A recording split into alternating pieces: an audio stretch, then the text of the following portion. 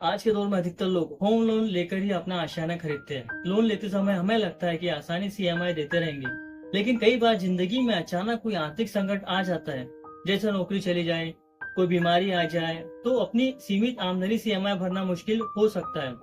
ऐसे में डर सताने लगता है कि अगर लोन नहीं चुका पाए तो क्या बैंक मकान छीन लेगा, क्या तुरंत घर की नीलामी हो जाएंगी। अगर आपके भी मन में ऐसे सवाल है तो यहाँ समझ लीजिए, अगर आप होम लोन की ईएमआई नहीं चुका पाए तो बैंक क्या करता है, नीलामी कब होती है और आप इस बीच में क्या कर सकते हैं। क्या आप जानते हैं 90 दिन की डिफॉल्ट के बाद लोन एनपीए बन जाता है। अगर आप भी होम लोन की ईएमआई भरने में परेशानी का सामना कर रहे हैं तो यह वीडियो आपके लिए है। क्या होता है अगर हम होम लोन की ईएमआई समय पर नहीं भरते। पहली ईएमआई मिस होने पर बैंक एकदम से ग्राहक के खिलाफ कोई एक्शन नहीं लेता, क्योंकि वो उसे ग्राहक की गलती मान लेता है।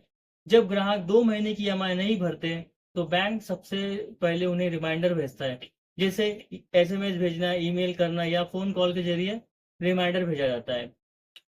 एग्जाम्पल, आपकी 15 जनवरी की ईएमआई 25,000 रुपये बकाया है, कृपया तुरंत भुगतान करें। ये एक चेतावनी होती है कि आपकी किस्तें बकाया है। बैंक चाहता है कि आप समस्या का समाधान करें। ऐसे में आप क्या करें? बैंक को कॉल करके समस्या बताएं और थोड़ा समय मांगे, मोहलत मांगे, अपनी प्रॉब्लम बताएं। अगर आप फिर भी समाधान नहीं निकालते हैं तो बैंक प्रॉपर्टी को कब्जे में ले लेता है और नीलामी की तारीख और नियमों का नोटिस जारी करता है। कितनी किस्तें मिस करने पर बड़ा एक्शन होता है। अगर उधारकर्ता लगातार 3 महीने मतलब 90 दिन तक की ईएमआई नहीं भरते तो बैंक आपके लोन को एनपीए मतलब नॉन परफॉर्मिंग एसेट मान लेता है। इसके बाद उधारकर्ता को लोन डिफॉल्टर मान लिया जाता है। क्या 3 ईएमआई मिस होने के बाद बैंक नीलामी कर देता है मकान? नहीं, बैंक पहले होम लोन डिफॉल्टर को कानूनी नोटिस भेजता है, जैसे सेक्शन 13(2) सरफेस एक्ट भेजता है, और 2 महीने मतलब 60 दिन का समय देता है कि आप बकाया ईएमआई चुका दे या समाधान करे। ये डिफॉल्टर के लिए सब कुछ ठीक करने का एक और मौका होता है। इसी बीच आप चाहे तो बैंक से बातचीत कर सकते हैं। समाधान के दो विकल्प है, ईएमआई को कम कराने या लोन को रीस्ट्रक्चर करने की बात कर सकते हैं। दूसरा, ईएमआई हॉलिडे, अस्थायी रूप से ईएमआई रोकने की सुविधा है। मतलब ईएमआई हॉलिडे एक ऐसी सुविधा है जिसमें बैंक या वित्तीय संस्थान आपको कुछ समय के लिए ईएमआई का भुगतान करने से छूट देते हैं। यह सुविधा अस्थायी रूप से आपकी आर्थिक स्थिति में सुधार करने में मदद करता है, खासकर जब आपको अचानक कोई आर्थिक संकट का सामना करना पड़ता है। ईएमआई हॉलिडे के दौरान आपको ईएमआई का भुगतान नहीं करना होता, लेकिन ब्याज की गणना जारी रहती है। इसका मतलब है कि आपको बाद में अधिक समय तक ईएमआई का भुगतान करना पड़ सकता है या आपकी ईएमआई की राशि बढ़ सकती है। ईएमआई हॉलिडे की अवधि आमतौर पर 3 से 6 महीने की होती है, लेकिन यह बैंक की नीतियों और आपकी लोन की शर्तों पर निर्भर करती है। कुछ बैंक में ईएमआई हॉलिडे की सुविधा नहीं भी हो सकती, इसलिए आपको अपने बैंक से संपर्क करना होगा और उनकी नीतियों को समझना होगा। क्या एनपीए घोषित होने के बाद बैंक तुरंत मकान कब्जे में लेता है? नहीं, एनपीए घोषित होने के बाद नीलामी की पूरी प्रक्रिया में कम से कम 6 से 7 महीने का समय लग सकता है। इस दौरान आप समाधान निकाल सकते हैं और प्रॉपर्टी को नीलामी होने से बचा सकते हैं। एनपीए मतलब नॉन परफॉर्मिंग एसेट क्या है? एनपीए एक ऐसा लोन या एडवांस है जो बैंक या वित्तीय संस्थान के लिए आय उत्पन्न नहीं कर रहा है, क्योंकि उधारकर्ता ने लोन की किस्तों का भुगतान नहीं किया है या लोन की शर्तों का उल्लंघन किया है।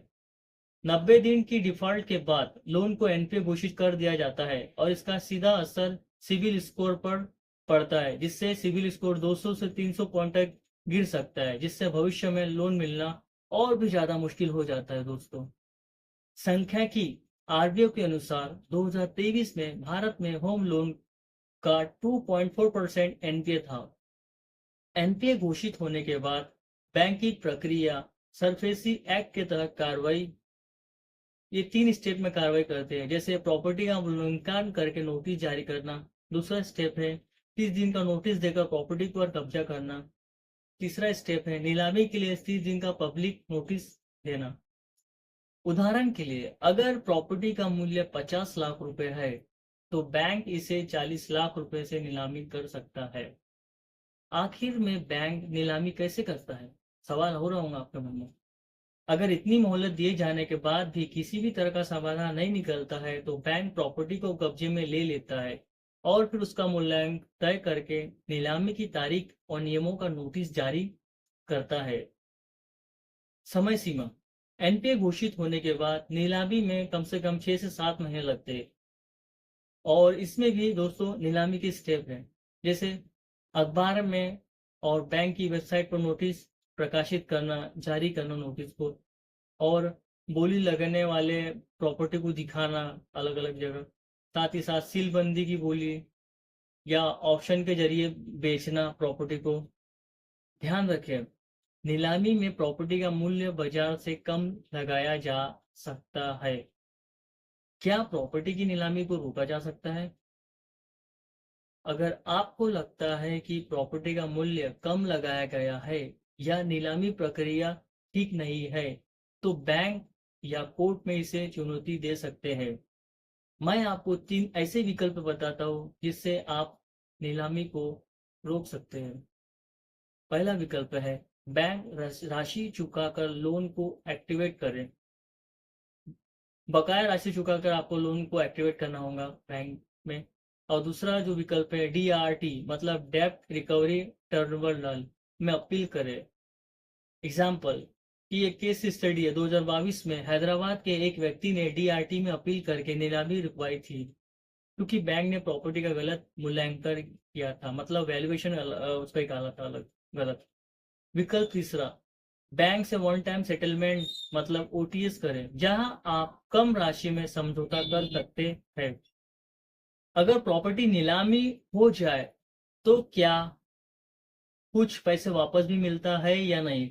अगर आपकी प्रॉपर्टी बेचकर बैंक को उसका बकाया मिल गया और कुछ रकम बच गई तो वो पैसा बैंक आपको लौटाता है।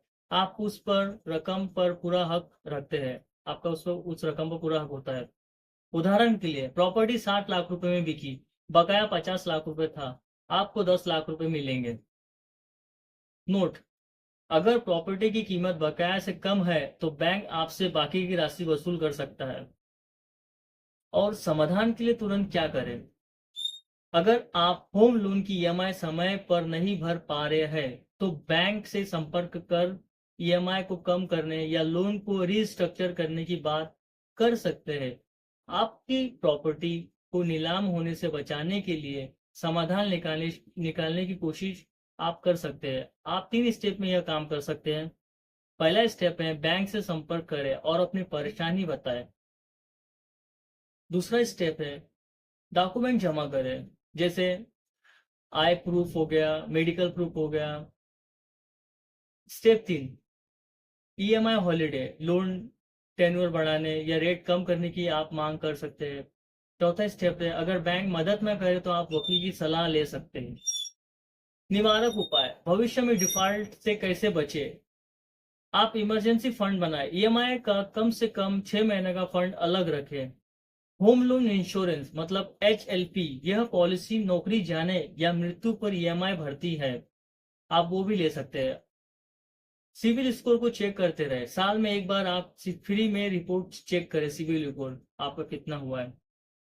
और वकील से सलाह ले, लीगल नोटिस मिलने के बाद वकील से आप सलाह ले सकते हैं और अपनी स्थिति स्पष्ट कर सकते हैं, अपनी सिचुएशन उसके साथ शेयर कर सकते हैं, अपनी प्रॉब्लम बता सकते हैं। अक्सर पूछे जाने वाले सवाल है दोस्तों, क्या बैंक बिना नोटिस दिए घर की नीलामी कर सकता है? नहीं, सरफेसी एक्ट के मुताबिक बैंक को कानूनी नोटिस देना अनिवार्य है। क्या प्रॉपर्टी नीलामी होने के बाद भी मैं उसे वापस ले सकता हूं? हाँ, अगर आप बकाया राशि प्लस ब्याज चुका दे तो प्रॉपर्टी वापस मिल सकती है। तीसरा सवाल, ईएमआई हॉलिडे की अवधि कितनी होती है? ज्यादातर बैंक 3 से 6 महीने की ईएमआई हॉलिडे देते हैं। अब कंक्लूजन की बात करते हैं दोस्तों। सबसे जरूरी बात, ईएमआई ना चुका पाना कोई अपराध नहीं है, लेकिन बैंक से बात ना करना गलती है। अगर आप समय पर बैंक को अपनी सिचुएशन के बारे में बताते हैं, तो 80% मामलों में समाधान निकल जाता है। याद रखें, घर नीलामी होने से पहले आपके पास कम से कम 8-9 महीने का समय होता है। इस दौरान सही कदम उठाना आप अपना आशियाना बचा सकते हैं। जब आप अपने होम लोन की ईएमआई समय पर भरने के महत्व को समझ गए होंगे, अगर आपके पास कोई सवाल है तो कमेंट्स बॉक्स में जरूर पूछिए। वीडियो देखने के लिए धन्यवाद दोस्तों आपका।